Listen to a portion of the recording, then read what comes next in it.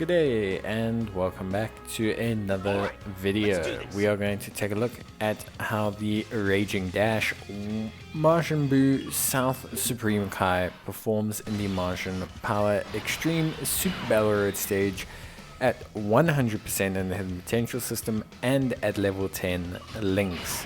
Now obviously we did a review on him, and this is just always nice to see how units do in content. Obviously Esbr is not necessarily the hardest content in the game or anything like that anymore, but the Majin Power Esbr is pretty tough.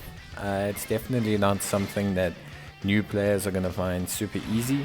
It's definitely not something that even kind of experienced players will find easy, and Majin Power is the kind of category that is lacking a couple free-to-play options, so it's nice to always see what units can do in this stage. Obviously I have completed this before, but I thought it'd be nice to take a look at how the TEQ Majin Buu does here, and how his damage reduction works here as well, because that is going to be something quite important.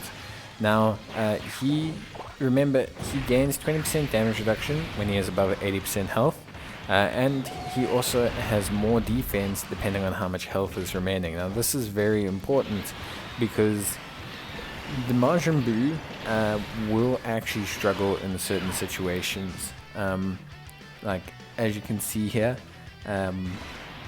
we are below the 80% health threshold, and it is something that is going to become more apparent as we go along, so you are going to need to be quite aware of it to kind of, get some idea of how Majin Buu is going to do, because when you're below that threshold, his damage reduction goes down and his defense goes down, and if you use an item or anything to heal up, it won't increase his defense.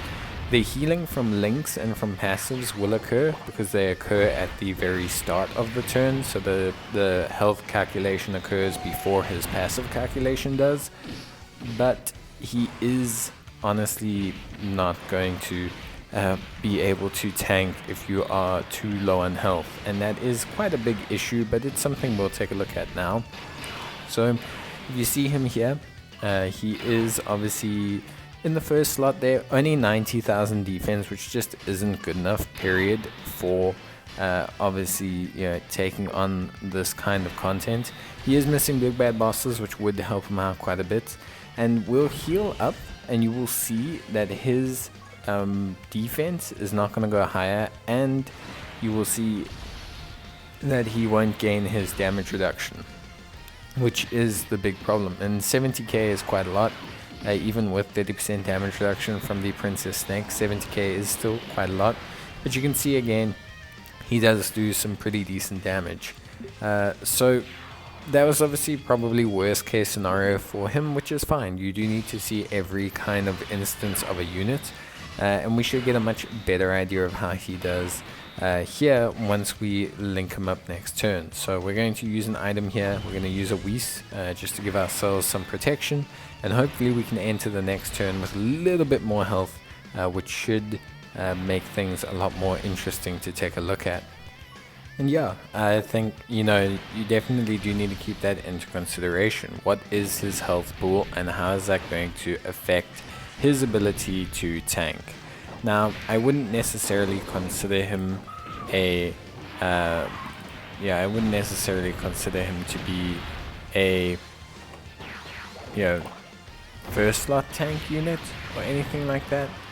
He definitely could be a unit that can sit in the first slot, but probably only with items, and even then, if there's type disadvantage attacks in Esbr, I definitely think that's not going to be the best place to go. So yeah, I would say that overall we need to assess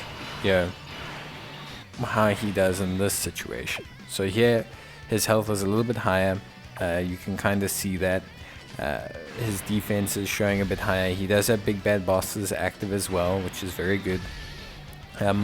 And yeah, we should be able to see a pretty good representation of how he tanks here.